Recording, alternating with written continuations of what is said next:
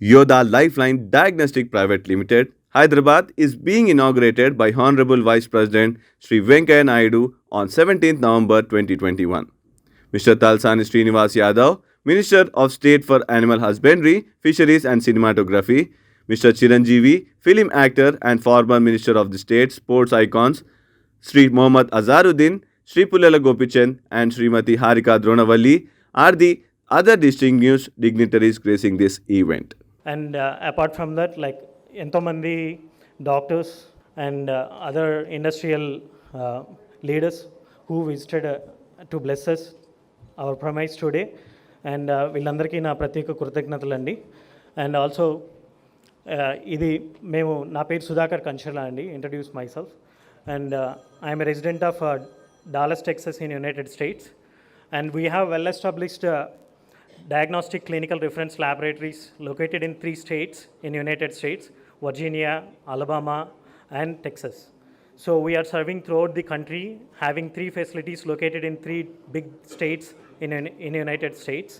So we have well established infrastructure with cutting edge technology, and we have domains both IT and healthcare. We introduced both healthcare and IT, and we are building robustic systems in healthcare, and that's why we were able to grow very big. Like we are doing almost like 100 million revenue in 4 years in United States.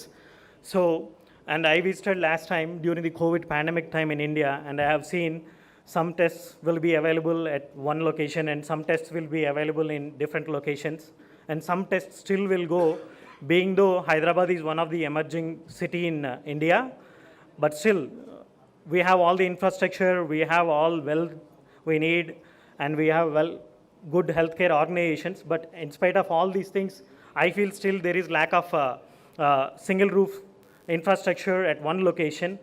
So I thought, like, why can't we do something in India and bring all the diagnostic clinical reference laboratory services under one roof? And that's where it started, and we were able to finish this facility and able to launch this in 90 days period of time. 90 daysలో ఇది finish చేయగలిగామండి. And we bought all the technologies and equipments from other countries, Germany, US, and different multinational companies who supplies medical equipments. So there are so many diagnostic laboratories, and so many of the people thinking that because of pandemic, diagnostics is one of the business area in healthcare where we can make a lot of money. But that's not the reason why we came here, and we want to build an infrastructure in our Telugu states, that too in Hyderabad, under the leadership of Narendra Modi ji garu gaani leకపోతే under the leadership of local government like Chandrasekhar Rao garu. We want to build a one roof infrastructure in healthcare diagnostics. That's our main aim, and in the next 4 years I can promise to all my guests who visited this occasion and blessing us, we're going to build a world class infrastructure. In future, someone should not think of going to United States of Mayo Clinic or somewhere to do their clinical tests. They can think of Yoda can provide all the tests that are available in the world, can be able to accommodate in one of our locations. So we'll keep that in our mind, sir, as our milestone, and I will try to build it in the next few years.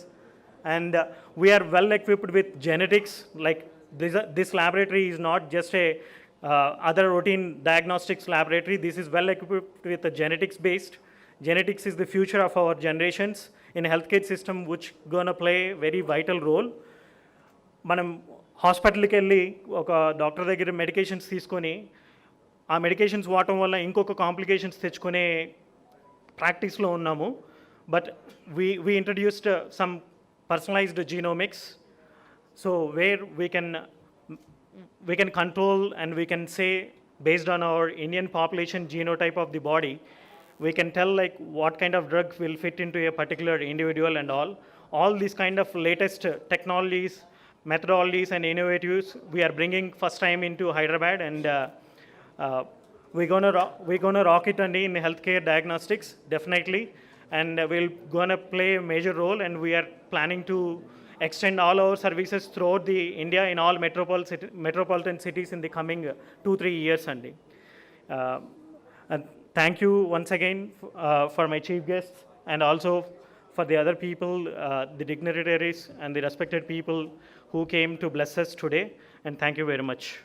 ఈ organisation యజమాని నా మిత్రుడు సుధాకర్ కంచర్ల తను చిన్న వయసులోనే ఒక ఫోకస్డ్గా ఈ యొక్క లైఫ్ లైన్ డయాగ్నోస్టిక్ సెంటర్స్లో నిష్ణాతులు కావాలి, మన ఇండియాలో లేనటువంటి ఈ టెక్నాలజీని తీసుకురావాలి, దీన్ని మరింత విస్తృతంగా ఎక్కువ మందికి చేరేలాగా నేను సేవలు అందివ్వాలన్న మంచి సంకల్పంతో ఆయన అమెరికాలో అంతర్జాతీయ స్థాయిలో దీన్ని మించినటువంటి డయాగ్నోస్టిక్ సెంటర్స్ ఉన్నాయి.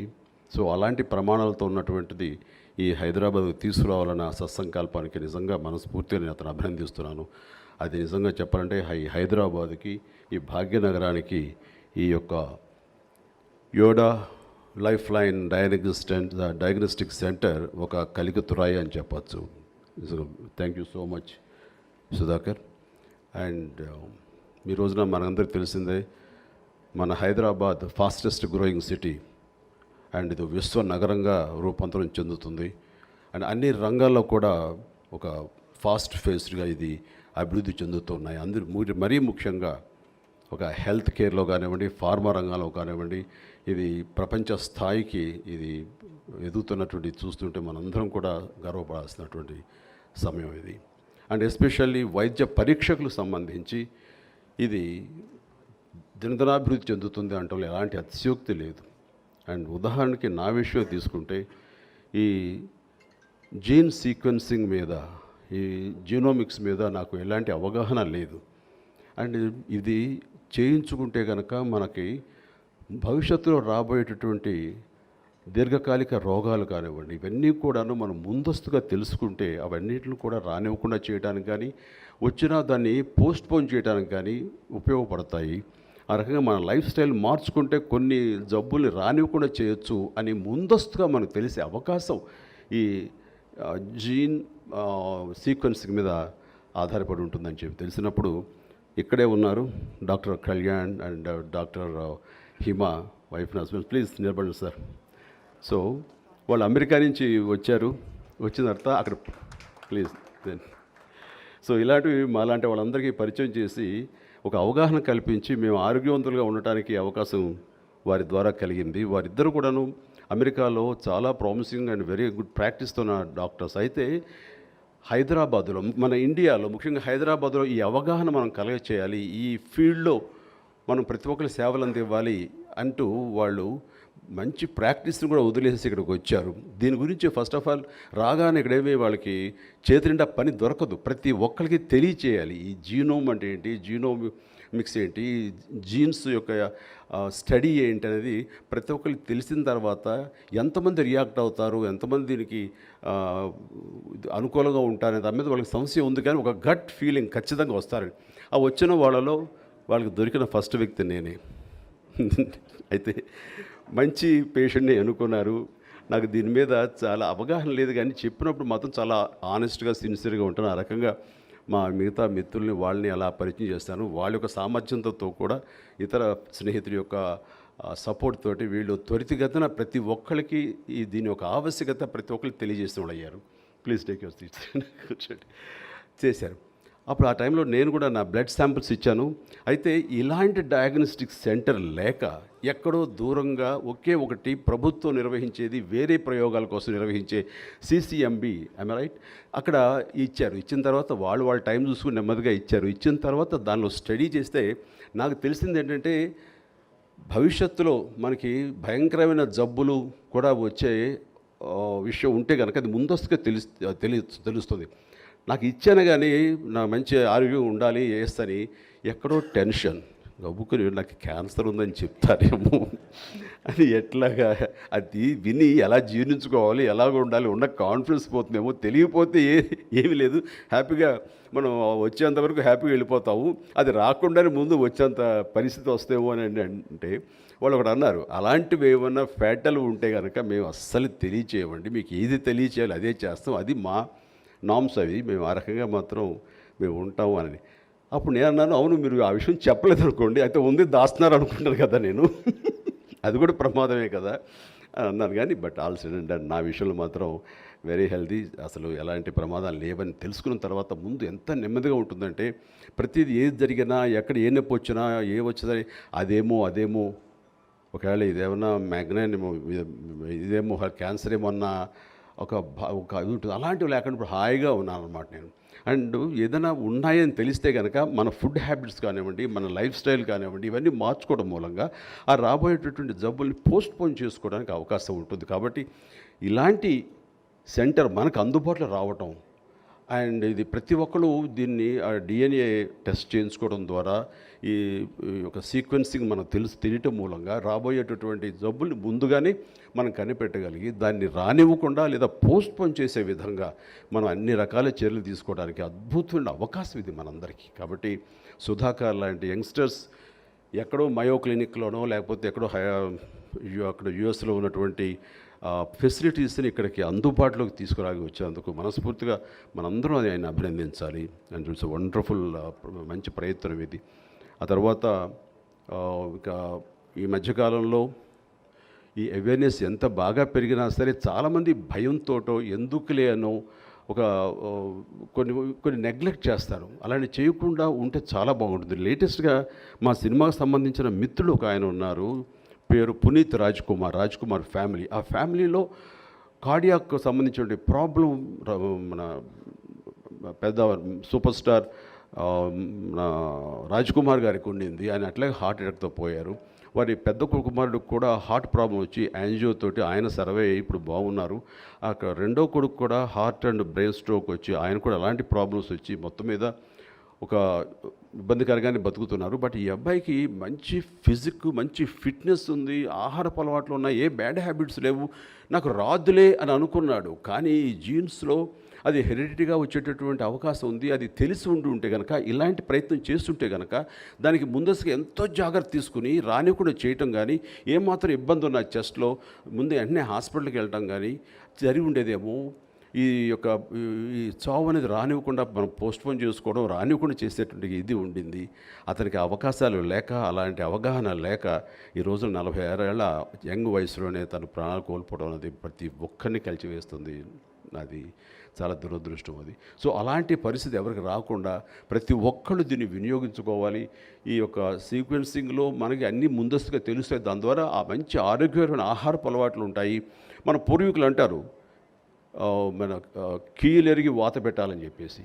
సో అది జబ్బు వచ్చిన తర్వాత సఫర్ అయిన దానికంటే ముందుగా prevention is better than cure అన్నట్లుగా ఆ పద్ధతికి ఉపయోగించుకోవడం అన్ని రకాల అవకాశాలు ఉన్నాయి. బట్ ఇలాంటి ఫెసిలిటీ మనకు అందుబాటులో, మనకు దగ్గరలో, మనకు కావాల్సిన మిత్రులు వాళ్ళు రావటం అండ్ పెద్దలు వారి చేతుల ద్వారా దీన్ని ప్రారంభించడం అనేది శుభారంభం.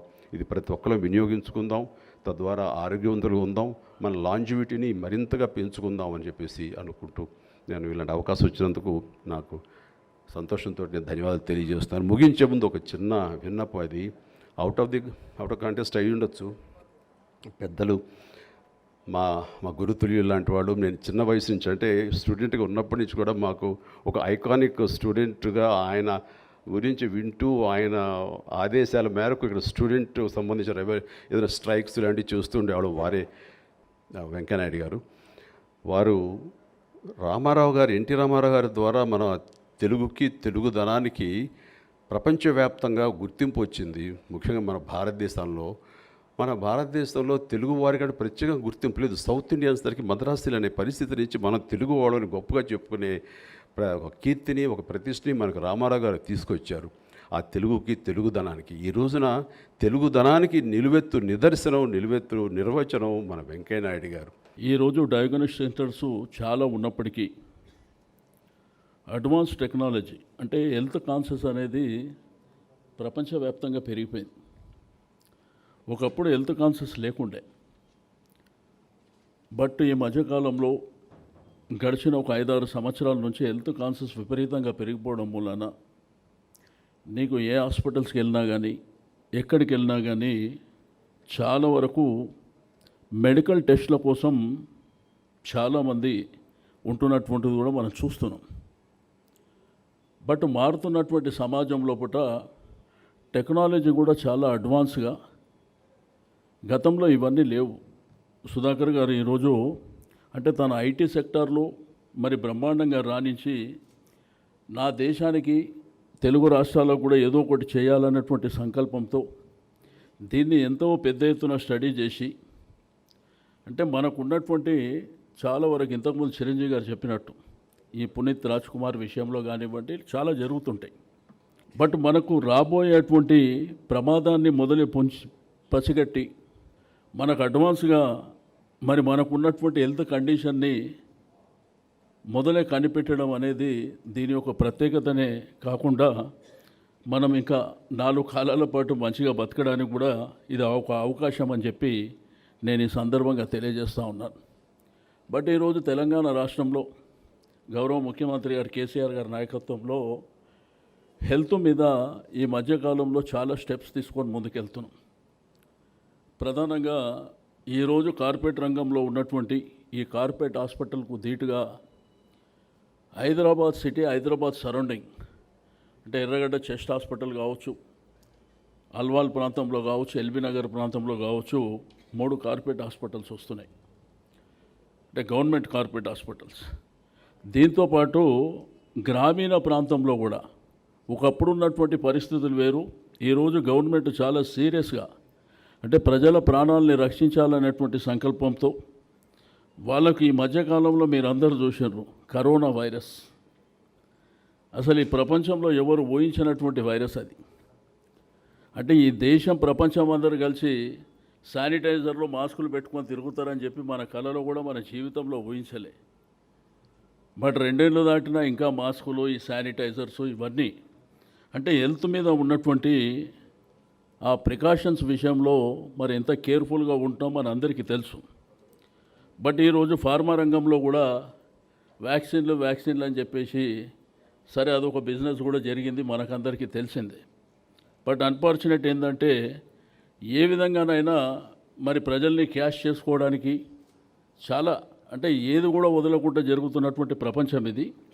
బట్ ఇప్పుడున్నటువంటి ఒకటే రోప్ కింద బట్ ఇంత పెద్ద బిల్డింగ్ లోపల అడ్వాన్స్ టెక్నాలజీతో అంటే మనిషి ఆరోగ్యానికి సంబంధించి ఏ డిసీజ్ అయినప్పటికీ ఒకటే రూఫ్ కింద ఆ యొక్క టెస్ట్ ద్వారా మన పరిస్థితి ఏంది, బట్ రాబో 2-3 సంవత్సరాలు కానీ ఒక 5 సంవత్సరాల వరకు కూడా మన హెల్త్ కండిషన్ ఏ విధంగా ఉంటుందో మరి ఈ టెక్నాలజీ ద్వారా చెప్పేటువంటి అవకాశం ఇటువంటి మరి సుధాకర్ తీసుకురావడం అనేది నిజంగా సంతోషించదగ్గ విషయం.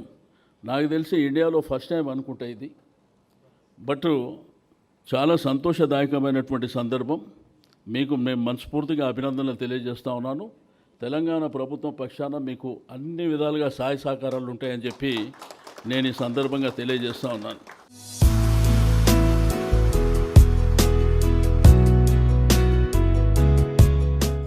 అండ్ ఎన్నో సంవత్సరాలుగా నా సొంత రిసోర్సెస్ తోటి నేను నడిపాను. ఈ మధ్యకాలంలో పెద్దలు కొంతమంది ముందుకొచ్చి నాకు సపోర్ట్ చేస్తూ ఈ చిరంజీవి చారిటబుల్ ట్రస్ట్ని నేను నడిపే విధానంలో నా చిత్తశుద్ధిని వాళ్ళు ఇంప్రెస్ అయ్యే రకంగా వాళ్ళు ఇవ్వడం జరిగింది.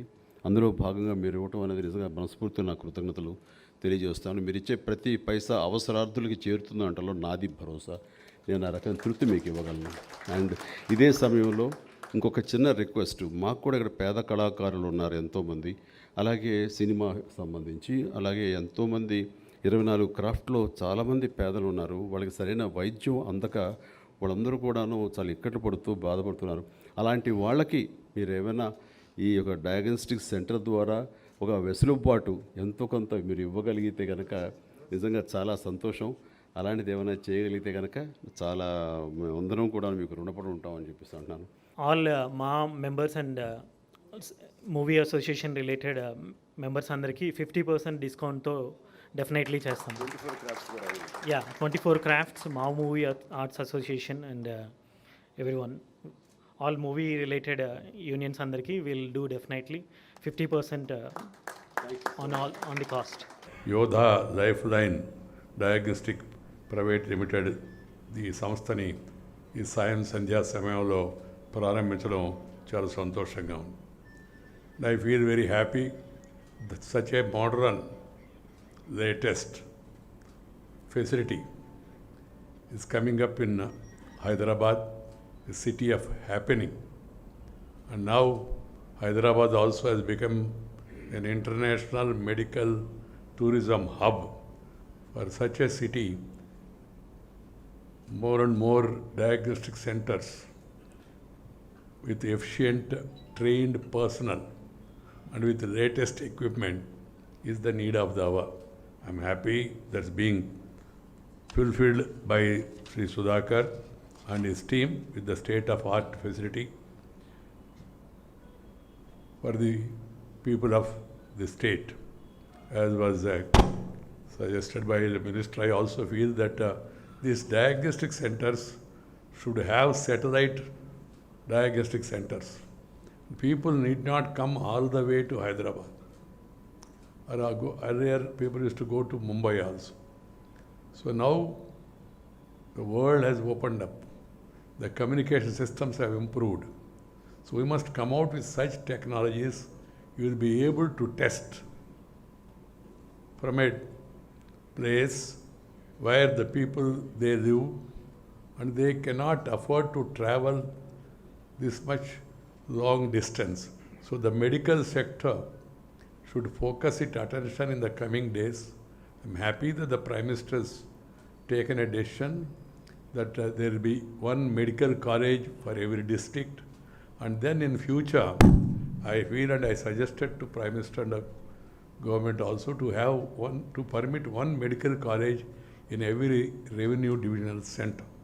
India is a huge country with a huge population, with economic disparities, with also a variety of problems. So you need medical facilities. The latest teacher is Corona. Corona is a teacher. It has taught us many things. We should keep that in mind, and before people taking initiatives, the government should focus more and more on infrastructure support to the medical centers across the country. I'm happy the government of India is doing it, the state government is doing it.